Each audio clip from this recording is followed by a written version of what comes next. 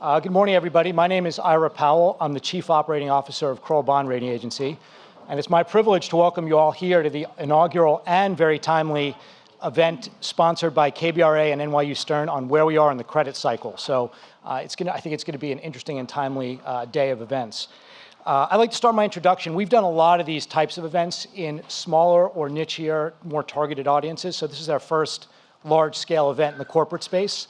So I'd like to just say a couple of quick words about KBRA by way of introduction. So as folks may or may not know, KBRA was founded post-crisis in 2010 in the aftermath of the crisis. And really the purpose was to be a challenger brand and to provide better, more timely, and more transparent credit ratings and better research as well.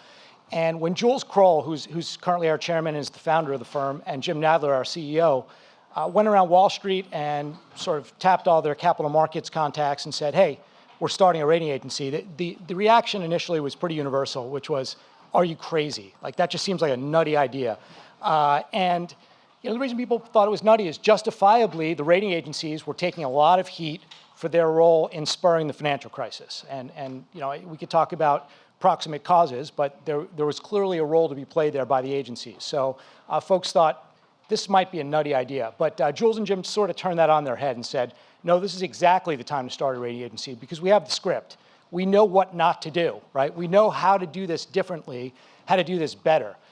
So how did they do, right? Let's sort of take a step back and see how did Jules and Jim do in their thesis. So there's a lot of ways to measure success. We're all finance people, so let's start with absolute numbers, right? Quantitative measures. KBRA, again, was founded in 2010. Did our first credit rating in 2011. It's a long and torturous process to become a rating agency. The club is pretty closed. There are only 10 licenses available. It's our view, by the way, that less competition is not good for the market, right? That doesn't make a lot of sense to us. Be that as it may, it took a year to get things started. And once we got things started, we are now up to over 370 professionals. We've got 3 offices in the United States, 2 offices in Europe, although the veracity of that statement will soon be tested because one of those offices is in London. So we may not be able to say we have 2 European offices for much longer. Time will tell. We'll see. Those 370 people, after the first rating in 2011, have now done 35,000 ratings. So we've got 35,000 ratings out in the wild, covering trillions of dollars of debt that have been bought by investors globally. So those are big absolute numbers, but you really want to test yourself relative, and you do comps. So who are our peers? That's something that we struggle with, right? Who are our peers? Jules and Jim were not the only people that started a rating agency after the crisis. There have been 40 other rating agencies started across the globe after the crisis. You may not have heard of most of them. And in fact, if you were to take all 40 of those agencies and combine them into an imaginary, hypothetical entity today, KBRA by revenue would dwarf that 40-person entity. So it's hard for us to compare ourselves to those folks as a peer group. So we mark ourselves against the big guys, right? So we're a challenger brand. We look at the name brands out there and say, how do we do against them? Now, despite decades of head start, and in some cases way more than a century of a head start on KBRA, we've done more than just sneak up on them. We've actually surpassed them in a lot of different markets. There are dozens of sectors where KBRA has number 1 or 2 market share. We aren't going to go deep into those today. I could spend all day up here, but we've got a lot of sectors where we're the number 1 or 2 rating agency. We are clear thought leaders. And a lot of that started out in structured finance, and there's a good reason for that. That's where the fire burned the brightest in 2010, right? That's where folks really needed some new and fresh opinions. But we quickly realized that there's no real need for a structured finance rating agency. We need to be a full-service global rating agency. So we started building out expertise and becoming number 1 or 2 in areas in public finance, in sovereigns, in project finance, in banks, in insurance companies, and of course in corporates, which is why we're here today.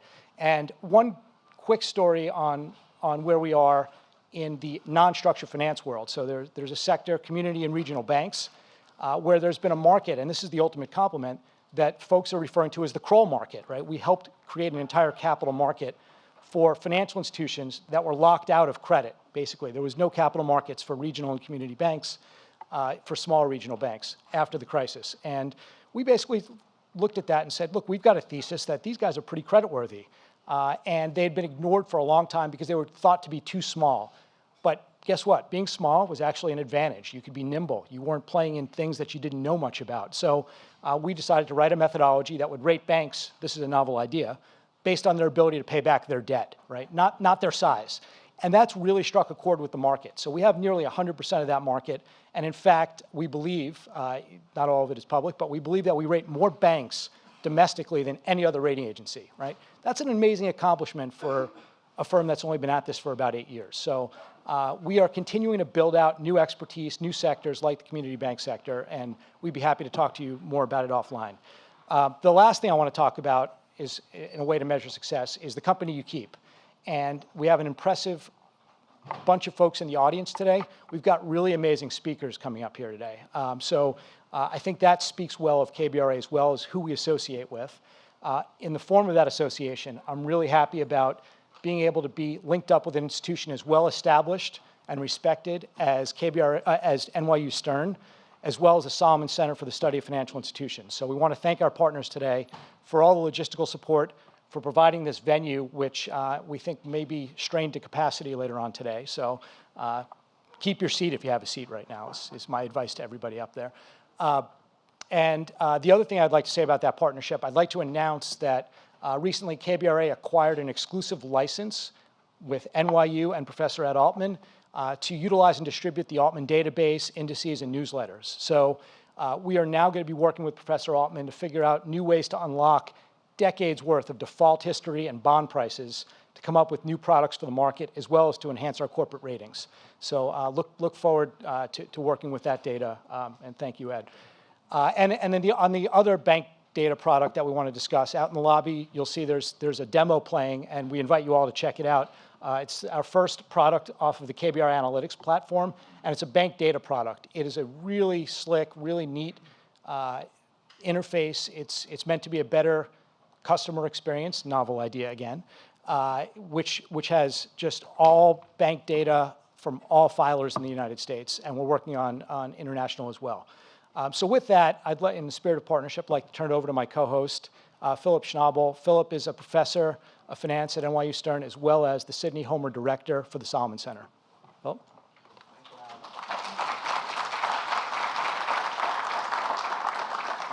Thank you, Ara. So good morning, everyone. I would like to welcome you to NYU Stern as well. My name is Philipp Schnabl. I'm a professor of finance, and I'm the director of the Salomon Center. And we're organizing this conference today, and I'm glad to see that so many of you could come today. If you're not familiar with the Salomon Center yet, let me just give you a very brief overview of what we are doing. The Salomon Center was actually founded almost 50 years ago here at NYU. And its primary mission has always been to bring together practitioners, academics, and policymakers. And obviously, if you look at today's program, that's a perfect fit for our mission. Let me just emphasize, this is not the only conference that we are organizing. In fact, well, it's up there, I would say. You know, it's like with my kids. I don't have favorites. I love them all. So that's the same with my conferences. I'm sure some of you attended our recent conference on 10 years after the financial crisis. We had a number of great speakers, including Ben Bernanke, Tim Geithner, Stan Fisher, Rob Engel, many others. In case you missed it, we have all the videos and panels on our website, and I encourage you to check it out if you're interested. Another conference that is coming up is an academic conference that we're organizing together with the New York Fed. The topic is research and financial intermediation, and I'm sure many topics that we'll discuss today will also come up there as well. Let me emphasize that our events are generally open to the public, so in case you're interested, please just visit our website. All the information is up there, and you can register for our events as well. That said, the Salomon Center is doing more than just organizing conferences. We bring together practitioners and academics in many other ways. We have a number of collaborations. We always open to new ones. Usually that might get started in different ways. Maybe there's a topic you think about that could benefit from academic input. For example, we are partnering with Eric Schmidt, former Google CEO. He wants to help us provide better computer science training to economists.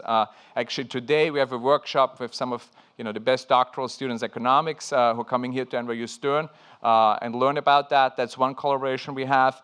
Or maybe you have some great data and need a smart faculty member or a PhD student to analyze it. We are currently actively looking for detailed data on deposit accounts in case anybody's interested, maybe of other data which you think would benefit from some rigorous analysis.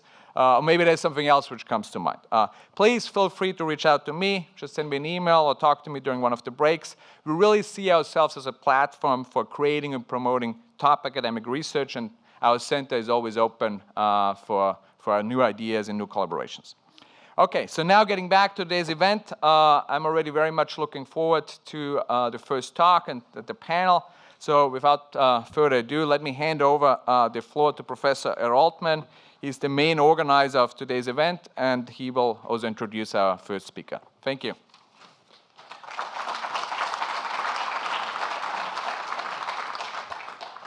Thank you so much, Philip. Good morning, everyone. Well, it's going to be a great day, I hope. And it's one that Van Hesse over here and I sat down about 9-10 months ago and decided to do a conference together, and then we had to decide what would be the topic. Even then, as many of you know, the issue of credit cycles and how long we've been in the benign credit cycle that we're in already was a record period. So we said, is it going to be timely in 1 year to have a conference on that title? And I was convinced that we would be.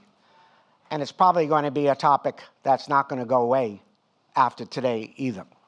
So we've got a lot to look forward to, and I am just thrilled with the panels and the keynotes that we have coming up.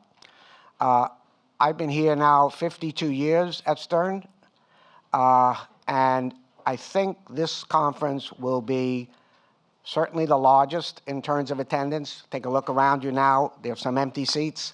There won't be, especially when Eric Rosengren is on a little later this morning, and when we get into the nitty-gritty of our topics.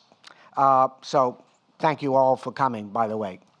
Thank you, Ira, for your partnership, your firm's partnership with us. It's the beginning, I hope, of a great run together. A couple of housekeeping details. Somebody has to do that. And there are a couple of them that are important. First of all, if you want to use the Wi-Fi and all that, there's just outside the door, there's all your Wi-Fi instructions. We're going to have 3 keynotes and 3 panels, as you probably know, looking at the agenda. Darrell Duffie, I'll introduce in a moment, will be the first keynote. Then we'll have a panel on economists' views on the credit cycle and the economy. Second keynote will be Eric Rosengren, from President and CEO of the Boston Fed. Then we'll have lunch, and then afterwards 2 panels, and I'll be on this afternoon as well, speaking. Just in terms of the lunch and the breaks will be exactly where you had breakfast, right outside. The lunch is a little bit more complicated. My biggest concern is to have enough food to feed you all, to be honest with you.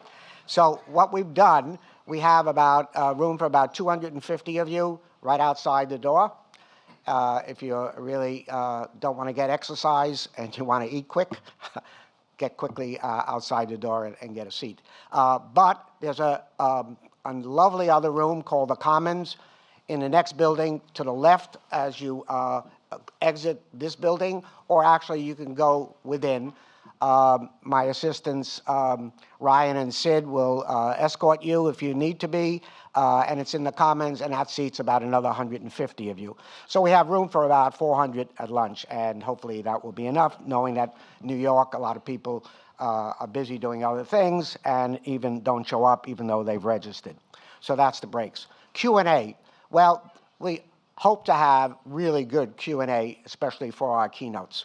And so it's an awkward room for the microphone to be passed so easily. So what we'd like you to do, anyone who has a question for the speaker, when we go to the Q&A is to line up on just, see these two gentlemen with cameras?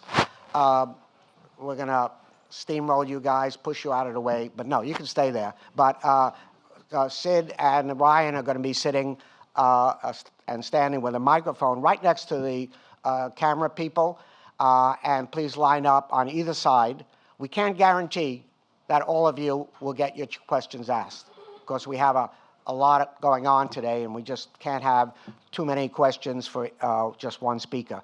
But we'll try to get as many as we can in. So please line up, the first one, and then the others can line up, but probably on both sides, wherever you're in closer proximity to that microphone around over there. Finally, I'd just like to thank again KBRA for co-sponsoring this event. People like Ira Powell, Jim Rubin, who is in Asia, their CEO, Van Hesse, particularly for the organization and the inspiration for today. So, without further ado, and there may be some housekeeping rules that I'll come back and tell you about that I forgot to mention, let me introduce our first keynote speaker.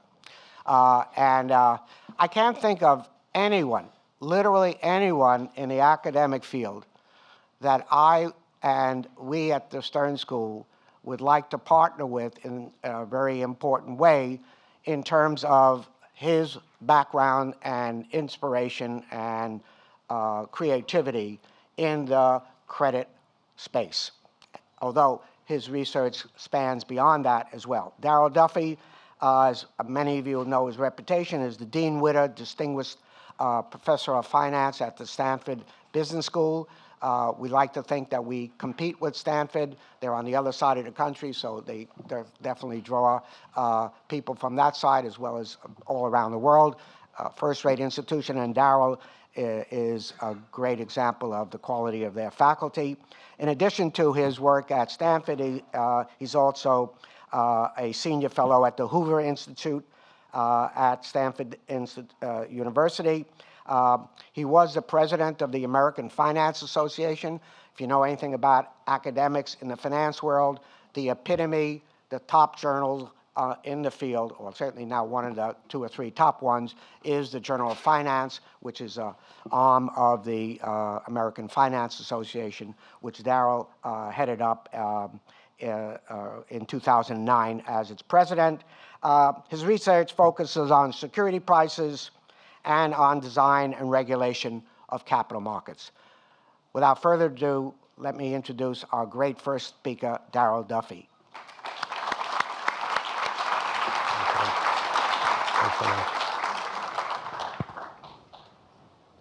Thanks, Ed. Even when I was a student, we knew you as a legend in credit markets. And ever since then, I've followed your work. Thank you so much.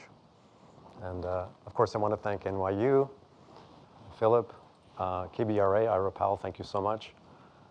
Van, thank you also for inviting me to do this. It's a great pleasure to be here. I see lots of old friends and people that I hope to meet later today. I look forward to the discussion and the panels, and I can't wait to see the rest of the keynotes.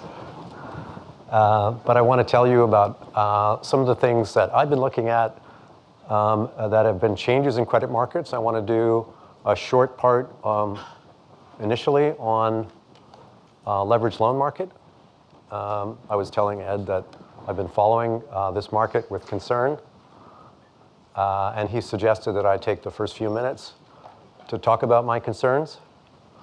And then I want to turn to a more structural change in credit markets associated with lending to big banks, and describe how pricing of bank credit, wholesale bank credit, indicates a very significant decline in the presumption by creditors that these banks are too big to fail.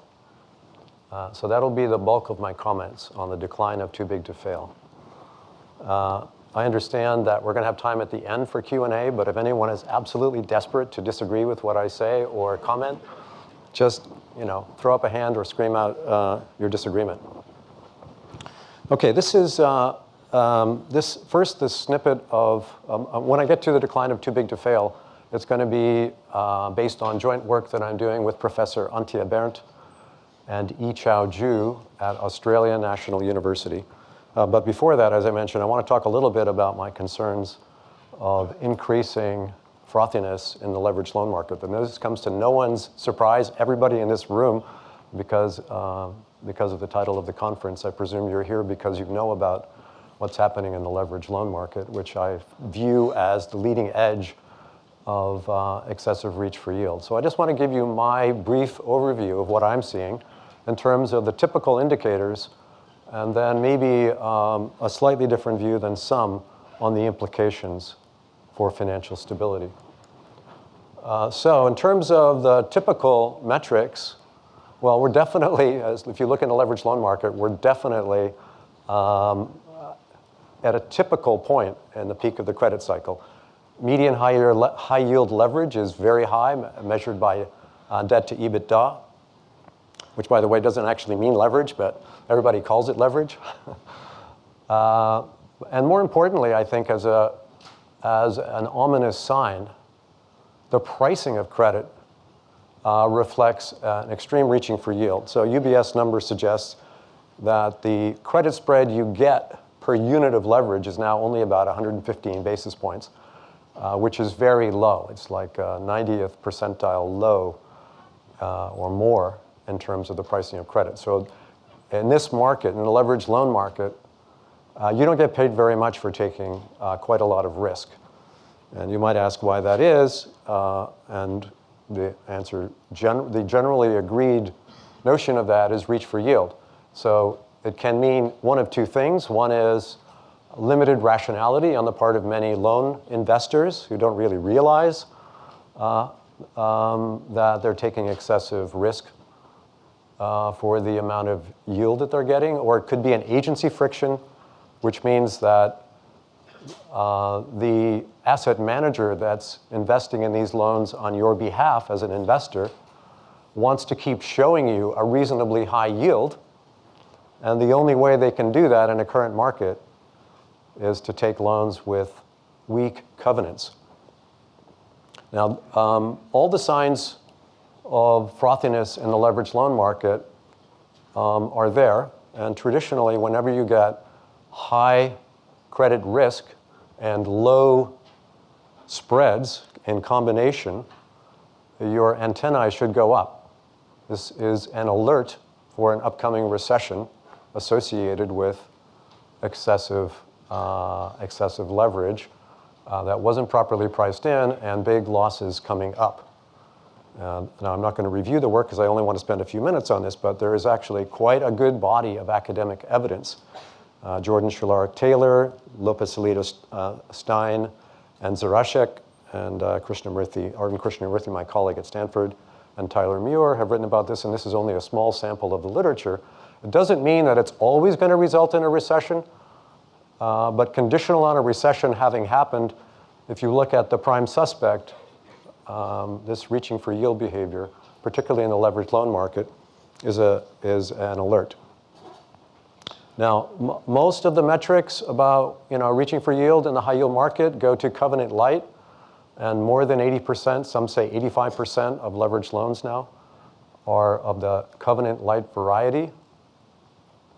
However, I would say the bigger concern is probably the covenant heavy loans, the quality of whose indentures are actually not very good.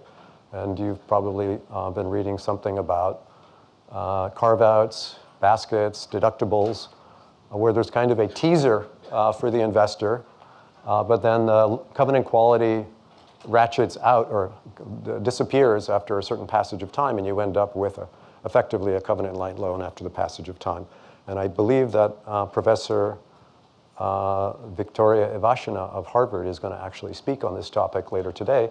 And I highly commend her work to you, her work with Boris Vallet, that tries to disentangle the declining credit quality of bank loans based on a more forensic look into how the indentures are actually being built. Who's actually reaching for yield? Japanese banks love US dollar Cov Light or CLOs, high-rated CLOs in leveraged loans. Most of these leveraged loans are going into CLOs. U.S. banks are not. U.S. banks, although they have a pipeline that goes into the CLO market, the degree to which they invest in either the leveraged loans themselves or the CLOs in the leveraged loans, while not negligible, hasn't been changing very much through the last credit cycle. It's really non-U.S. bank investors, investors in CLOs, foreign banks, and so on. I'll come back to that in a minute. So what's the implication? And the implication is, I mentioned a recession alert. In the recession, recovery is going to be lower. Losses given default will be higher, perhaps 5 to 10% higher, according to a Barclays analyst report. I had a student at Stanford 12 years ago, Dr. Zhipeng Zhang, who did a deep analysis of the contribution of covenant-light lending into the reduction in recoveries in a subsequent recession, and he was able to ascribe around half of LGD fluctuations in a recession to the incidence of Cov Light at the peak of the credit cycle. So this is where investors are going to take losses. CLOs are going to take losses, investors in CLOs. Others will take losses in the leveraged loan market. And corporate refinancing is going to be very difficult because these firms that are getting covenant-light loans right now on generous terms in the next recession will not. And they'll have trouble rolling over their financing. And that's going to have macroeconomic implications.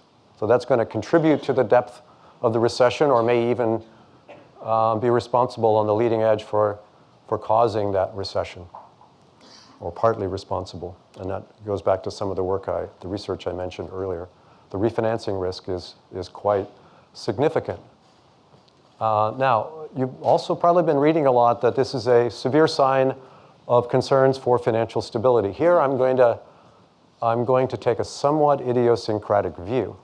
I define financial stability rather narrowly as an impairment of the financial system itself, that is the banking system, and the system by which financial risk is moved through from ultimate lender to ultimate borrower. And when that financial system is impaired, like it was during the great financial crisis of 2008, 2009, that in itself can be a major macroeconomic shock. And that's why central bankers and regulators around the world are so concerned about financial stability, because if the financial system is impaired, that in and of itself can be the cause for a deeper or a deeper recession or a very deep recession.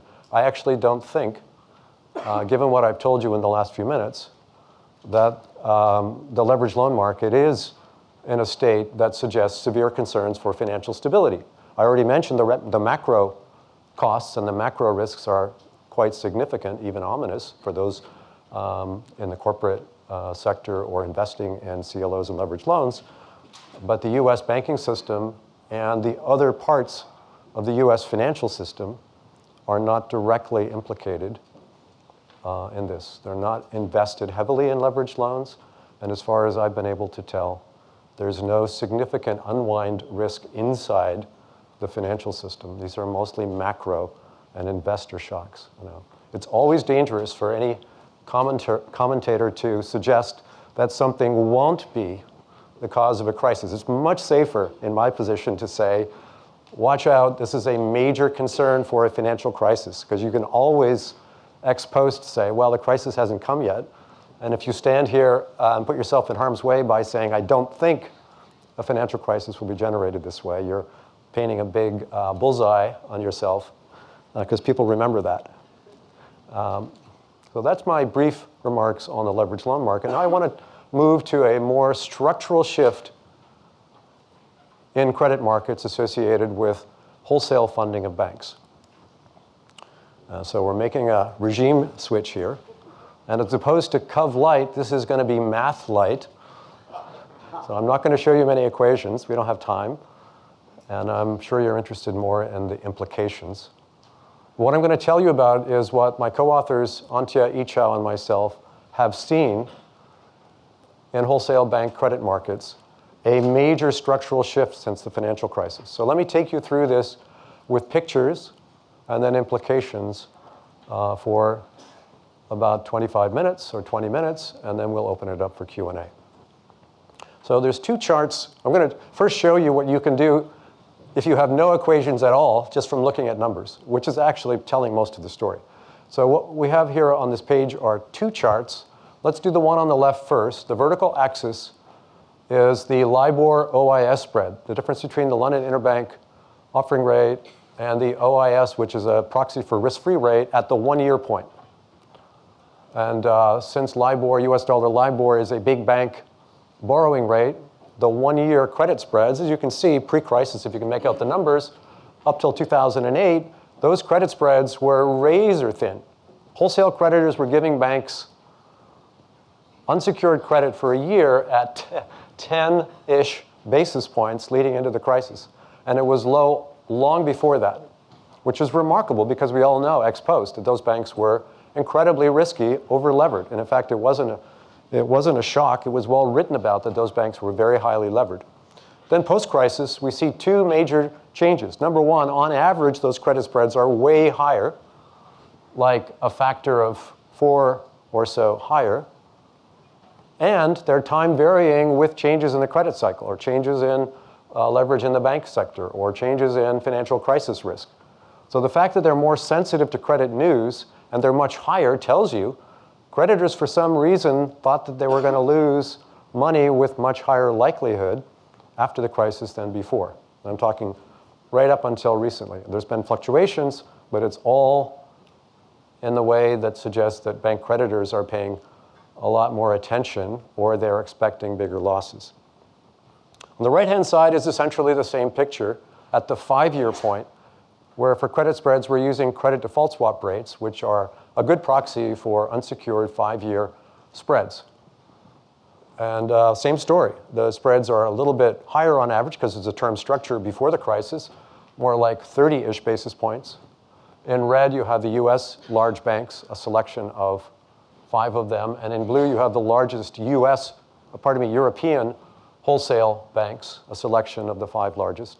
And you can see similarly, pre-crisis, very low credit spreads, very smooth. Post-crisis, very high credit spreads, highly varying with credit conditions like the European debt crisis. Now, you're thinking, well, maybe it's that the banks are a lot riskier after the crisis. In fact, there's a paper by Sarin and Summers that suggests that these high credit spreads are associated with more credit risk. So these banks are very weak. That would be a major disappointment to those of you in the room that are associated with bank regulators. I know there are a few of you, because you've made enormous efforts since the financial crisis to make sure that these banks are a lot safer. And you have succeeded. I'm not agreeing with Summers and Sarin. Here's an example, and this is just one of many. If you just take a simple accounting-based measure, which is tangible equity to assets, in red for the largest US banks, Goldman Sachs, Citi, Bank of America, JP Morgan, and Wells Fargo, in red, you can see very low tangible equity buffers in these large banks. And in blue, and this is a typical post-crisis year, 2015, much higher tangible equity buffers. Now you might say, well, what about the risk? Those are just accounting numbers. Let's look at the average capital buffers corrected for risk in terms of how many standard deviations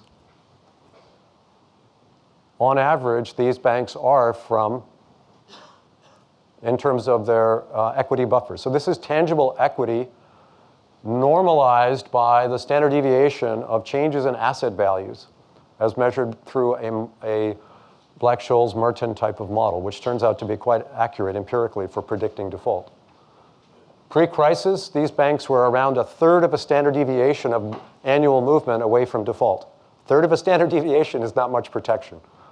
Post-crisis, they have around 3 times the capital buffer on a risk-adjusted basis. So now we have kind of a disconnect.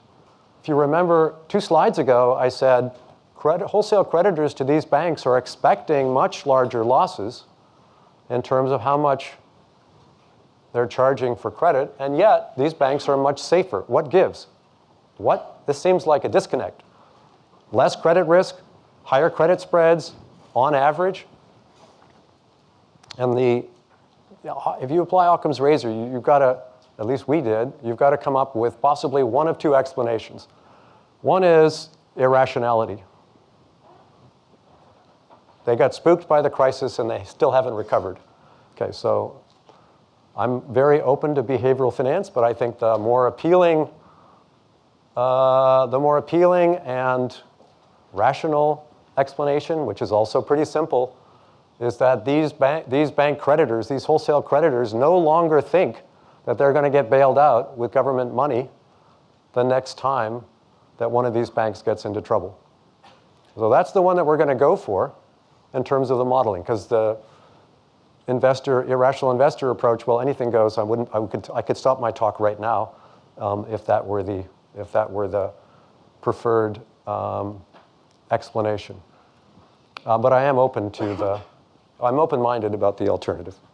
And there's actually a very good book by Nicola Gennaioli and Andre Schleifer that takes that impaired reasoning approach very seriously, and it's kind of convincing, but I'm not totally convinced. Let me tell you one reason, and I'll come back to your question. One reason is in prior financial crises, and you can see this even going back to the US crises of the late 19th and early 20th century as analyzed by Gary Gorton of Yale University, the same thing happened in terms of jumps in credit spreads at a crisis, but then within months, those credit spreads came back down. So if it were something about psychology, I think we would have gotten over it by now, and wholesale creditors would have gotten back to their old situation. Okay, so as I just mentioned, my primary hypothesis is that this big change, higher credit spreads yet safer banks, how do you explain it, comes from an increased presumption by creditors that they will be forced to take a loss the next time that a large bank gets close to insolvency. We have two reasons to believe why that might be true. Number one, Lehman was not bailed out, and creditors did take a big loss. So that would have itself caused a big change in the mindsets of wholesale creditors. Wow, maybe they're not going to bail me out anymore. And if you listen to the debates in Congress, that seems to be a fairly accurate prediction of what the government's intentions may be. They're less likely to bail you out. Number two, the regulators, including the Fed, have set up an apparatus that doesn't require a giant crater on the economy in order to resolve the failure or insolvency of a large financial institution. Now, of course, we haven't tried it out yet, and I wouldn't recommend trying it on the largest banks first. Maybe we could find a mid-sized bank in the room that would volunteer to be the first to go.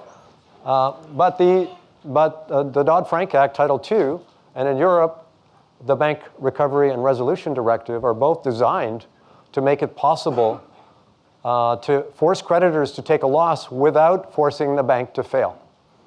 And those bail-in provisions have been worked on. It's not just law and regulation. There's a significant amount of work that makes that possible.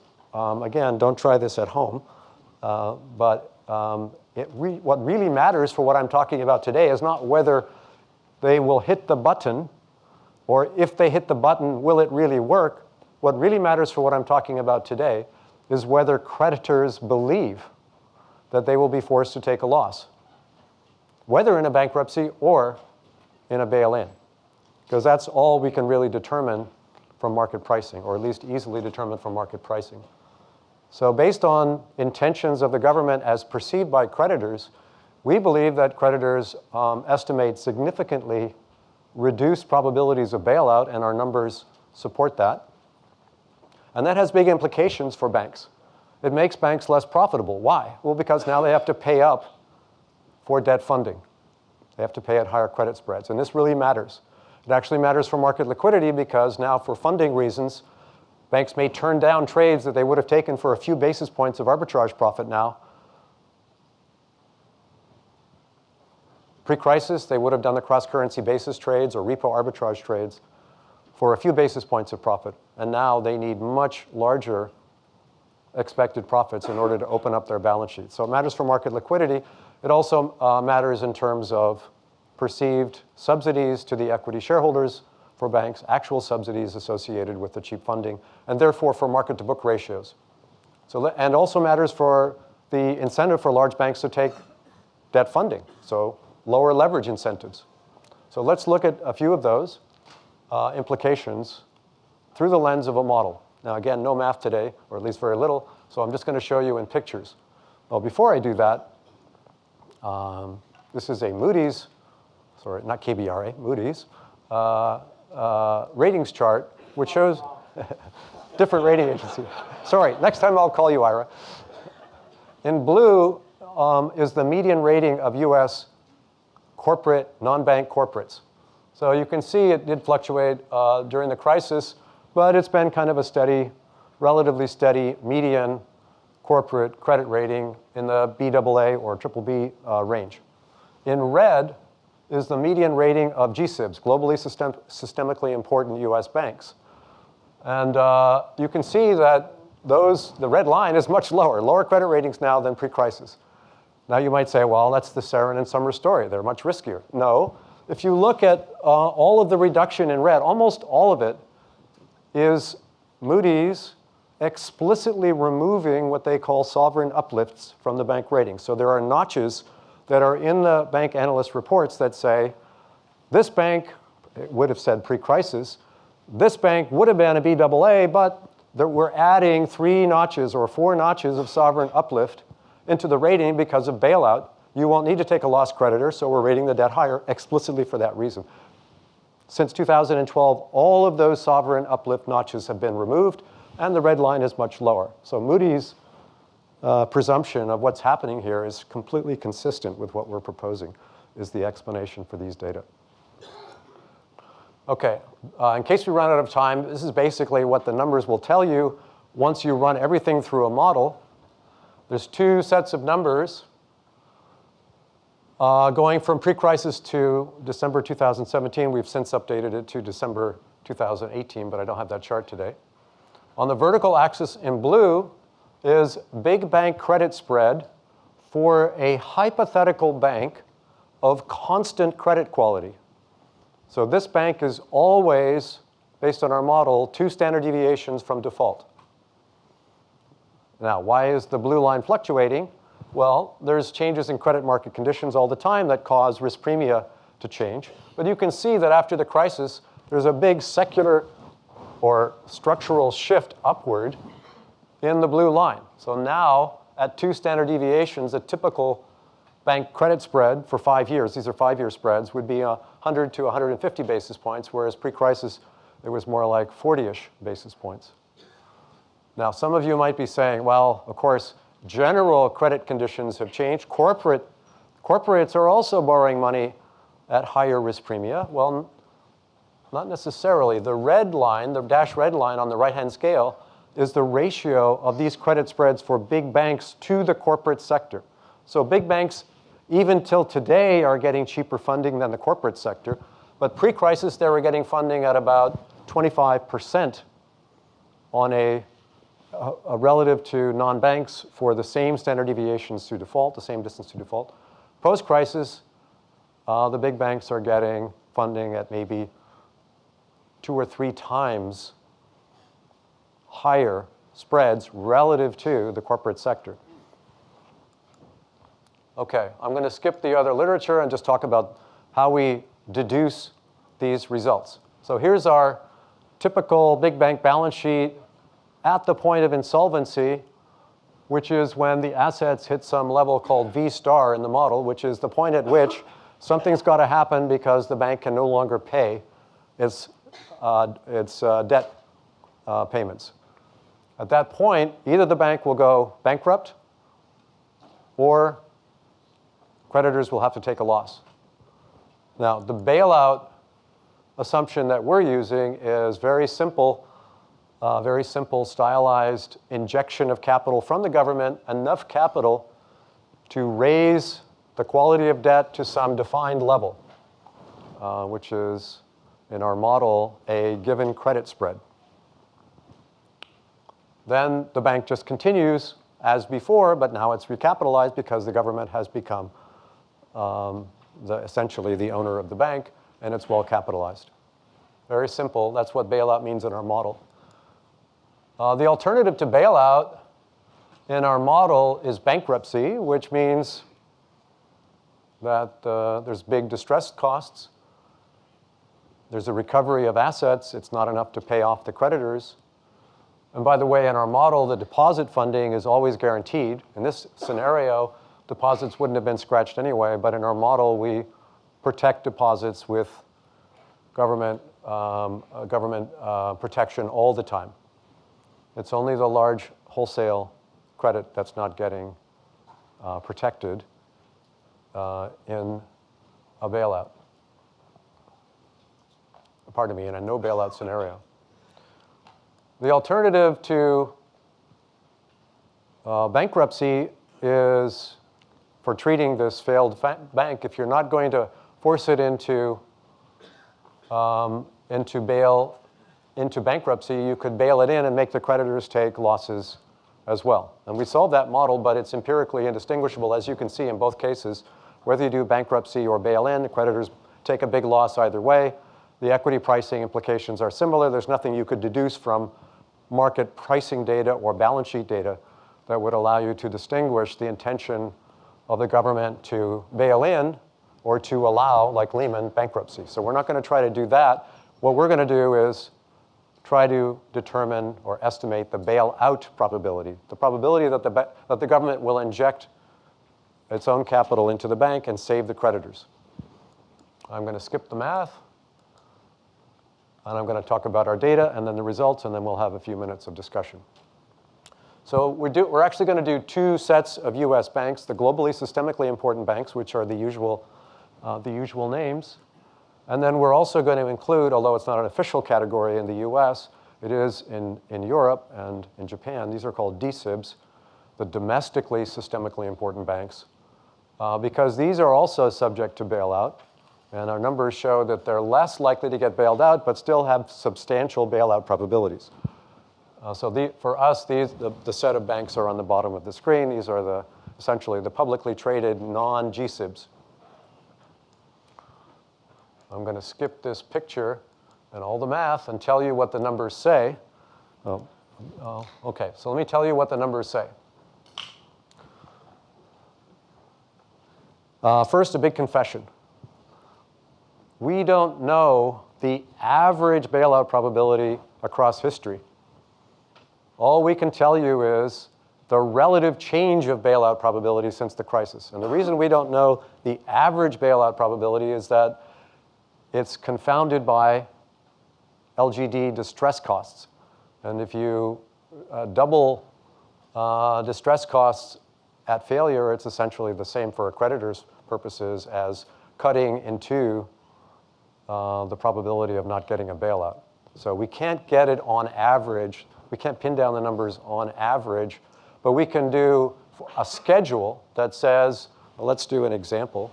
I'll do the laser pointer on our base case.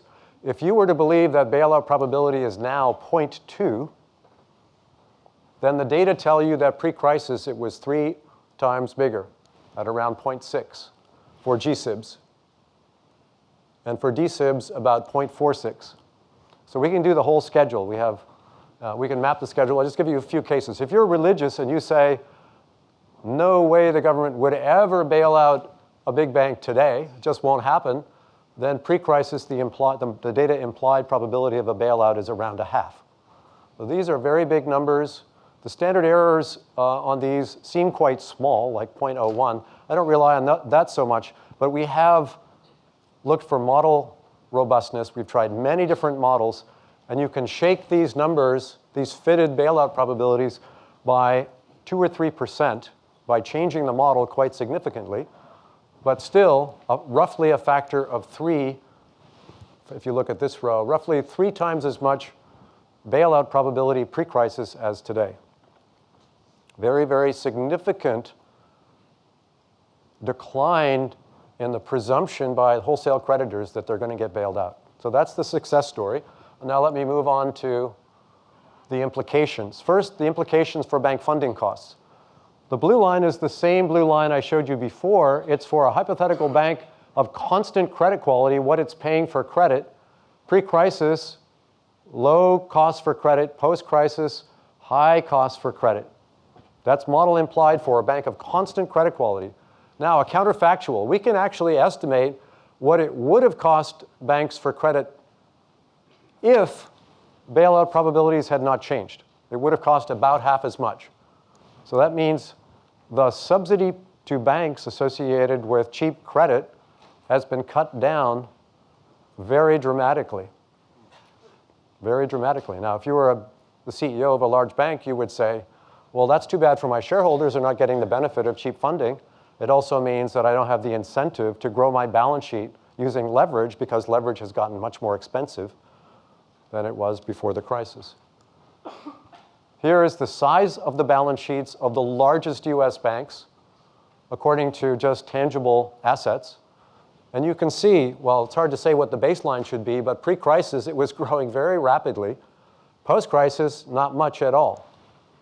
So total balance sheet sizes have not grown. Now, there's actually two reasons for that. One is debt funding costs are much higher, as I just explained. The other is equity capital requirements of banks are much bigger. So they can get as large as they want, but if they do, they have to issue more equity than they did before. And that's also expensive for legacy shareholders, and they have chosen not to do that because of debt funding costs and capital requirements. Big bank balance sheets are not growing as rapidly. What about market-to-book ratios for bank equity? Pre-crisis, market-to-book for US dealers and commercial banks was over 2 to 1. So the equity reflected a very big benefit somewhere relative to book values, and a lot of that is associated with cheap funding, associated with too big to fail. Our model will show that in a second. Post-crisis, market-to-book ratios have been closer to 1, although they've been growing again as banks are doing a little bit better just recently, but a big structural change. This has nothing to do with our model. This is just what equity market investors are saying. They're willing to pay for the equity of a bank with a given balance sheet. Our model, although it's a lot noisier, essentially tells the same story. This is the present value of the subsidies to shareholders associated with cheap credit divided by the total market value of equity. And it's quite amazing. Pre-crisis, roughly speaking, around 75% of market value of equity was in the form of subsidized debt, bailout subsidized debt, a remarkable fraction of total equity values. Post-crisis, more like around 0.2. So there's still an implied subsidy, if you believe the numbers in our model, but much, much smaller than they were. So there is we didn't call the paper the end of too big to fail. We called it the decline of too big to fail because it's gone down by roughly a factor of 3 in terms of bailout. Okay, so that's as far as I want to go with charts right now, but I'm happy to take questions. I think there was a pending question also just before the break. Yeah. So please stand and Ryan and Sid will give you the. Thank you. Can I ask, while we're waiting, to say a few words about non-bank credit? Okay. I think you had something on a slide, but unless I heard wrong, I didn't hear you say anything about it. Okay, so, well, first of all, you can't really do what we did unless you control for the general cost of non-bank credit, because everything that I just described would otherwise possibly be explained by general changes in the pricing of credit. So what we did was controlled for non-banks. We put in our model 800 all publicly traded US corporations and used them to do a kind of a diff and a diff. Pre-crisis versus post-crisis, big banks versus non-banks. And so we have the non-bank picture. There's this, but not in these slides, there's a dramatic fluctuation in the cost to non-banks, corporates, for getting credit at a given credit quality, but not nearly as much as for big banks. Now, with the number, I don't have the charts to tell you exactly where we are recently in the non-bank sector, but based on my opening remarks about leveraged loans, you would expect that the cost of credit to high-yield corporates has been much cheaper than normal over the last few years. And my Last question few is- months may be different. My question is precisely on this issue. Dr. Altman, you and I have been thinking the same issue, I think. If you abstract from what has been said, the credit spreads for corporates are rather too low, given covenant light and all that stuff, and the cost of credit for banks is too high. What about the role of shifting of funds from one sector to the other on account of general perspective of investors in looking at risk as a possible explanation? Okay, so that's a great question. So if you look at the data through the same approach that we took, it's all priced in. It's all risk and return. So wholesale creditors, as long as they're not exclusively dedicated to the non-bank sector or dedicated to the bank sector, they can shift their money back and forth. We know that in quantity terms, they've been providing less total credit to the big banks because the big banks are less levered and they've lent more money to the corporate sector. Now, does that mean that they're willing to take lower risk premia in the corporate sector? No, because at least in our model, they're indifferent to moving money back and forth based on the relative pricing in the two markets. And those of you that are experts in corporate credit can tell me whether there's reaching for yield only in the corporate sector or equivalently reaching for yield also in the bank sector. I can't tell you from these data because we're assuming that wholesale creditors will be willing to move their money wherever the risk return is best.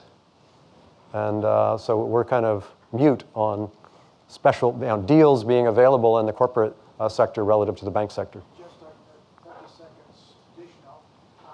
There's been a considerable shift to emerging markets, as you know. And I look at credits that are single B credits that are paying 6 to 7% or even more. So there is search for yield over there that's also factored in for investors. Absolutely, and that's exacerbated by index investing and mutual funds and ETFs that have made it much more accessible to many investors, both institutional and retail, to access emerging market debt and other forms of debt through more accessible instruments like mutual funds and ETFs, which should, in principle, be represent a secular shift towards more supply of credit and therefore possibly not as good deals. And then there's the associated unwind risk. What will these investors do when they start to take losses? Will there be a run on the funds and so on? A totally separate topic. Again, I think there's going to be a lot of tears shed by these investors. But again, I'm going to be a lightning rod. I actually don't think it's going to cause the U.S. financial system, narrowly defined, to enter a crisis because of that unwind risk.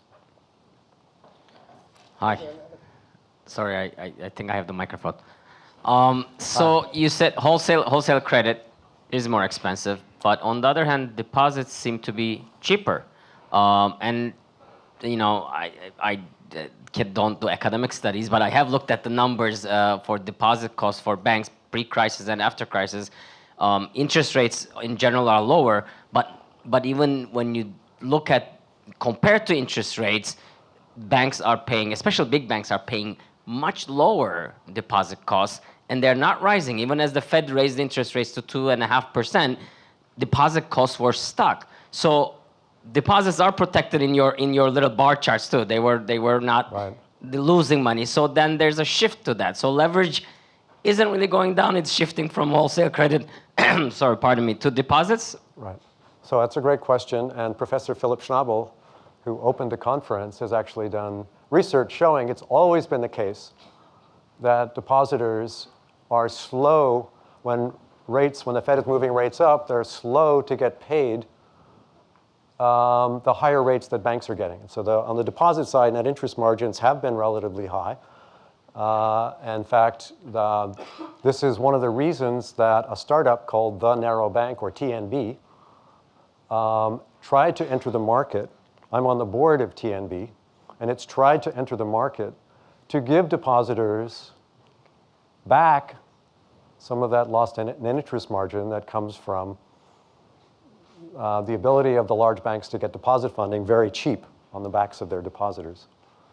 And I think Jamie McAndrews is right here in the audience. He's the CEO of TNB, and he can answer questions on that. But I think you're absolutely right. But it's always been the case that when the Fed starts raising rates, depositors are slow to get those increases into their deposit rates. And conversely, research by Judd and Driscoll at the Fed shows that when the Fed lowers rates, the banks are very quick to pass on the reduced deposit rates to their depositors. Yes, Peter. You mentioned lightning strikes. The problem with forecasted models is that sometimes lightning does strike, and that's the problem with too big to fail. This week, we had the repo markets basically seize, and thanks to the Fed, we got a bailout. How long can this treasury issuance go on? How long can the credit markets grow like this? Yeah, I'm going to repeat Peter and Ricky's question. Peter is an expert in the repo market. He's in the trenches every day. He sends me reports on how it's going. And this past week has been very stressful for people in the same position of Peter, who have been trying to get funding for their treasuries and agencies at reasonable rates. And most of you know, if you've read any of the newspapers, even in the New York Times, Wall Street Journal, Bloomberg, everywhere, FT headlines, the costs for secured funding have shot up dramatically relative to what we typically think of a normal wholesale federal funds rate. And the reason that's occurred is since the end of QE, the Fed's balance sheet has been gradually shrinking. The Fed has arrested that. It's starting to grow its balance sheet again, making reserves more available to the market, but not sufficiently rapidly, in my view, to forestall these shortages of liquidity to the repo market.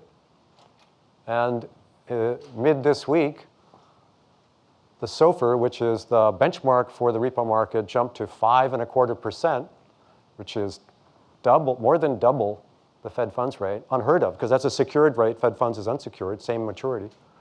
And in the FICC market, where I think Peter works, double again, nearly 10% costs for funding secured by treasuries for overnight funding, a big dislocation. And it's not associated with credit concerns.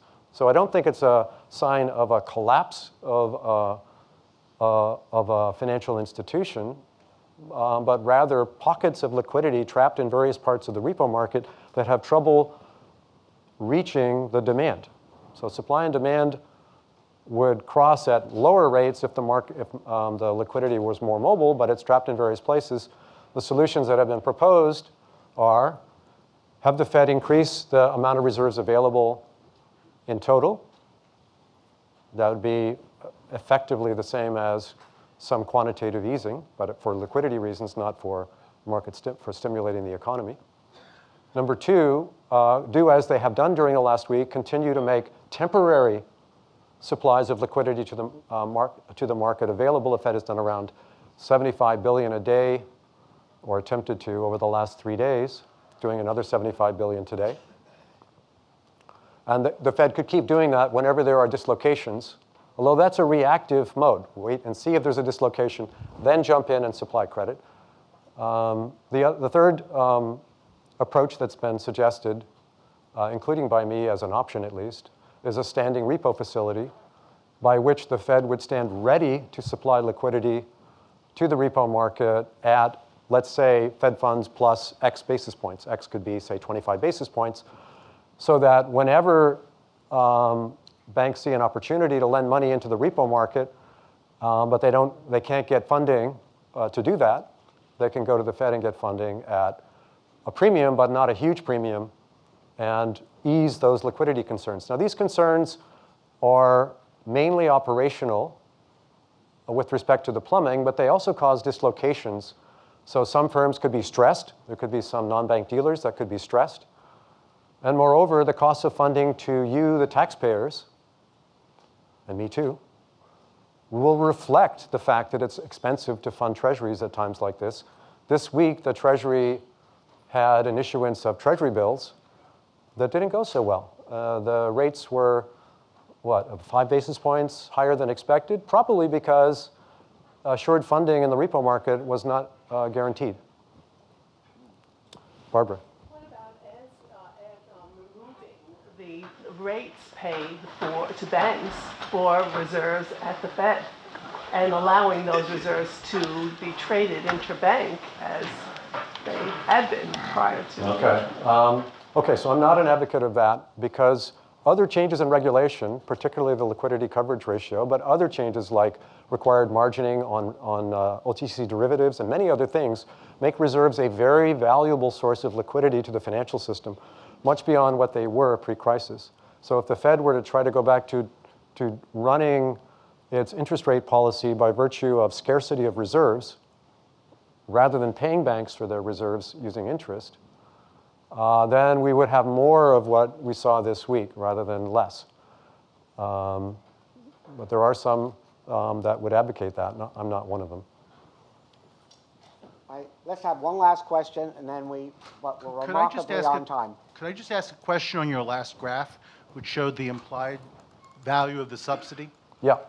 There it is on, I think it was the next market to book, and there it is on model implied. Yeah, that one.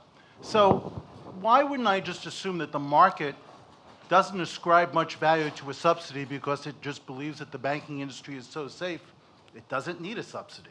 So, I mean, I think the implication is that the market's ratcheted down its expectation of a bailout, but why wouldn't it just say, well, the market doesn't really think these banks are going to fail anyway, so what's the value of a bailout?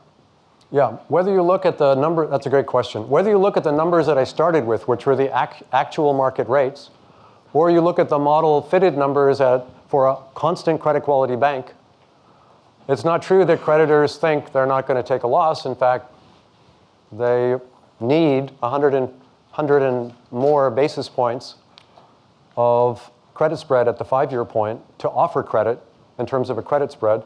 So they really are pricing in expected losses. So I don't think that's why. If this blue line had been closer to 0, then that could explain what you were describing.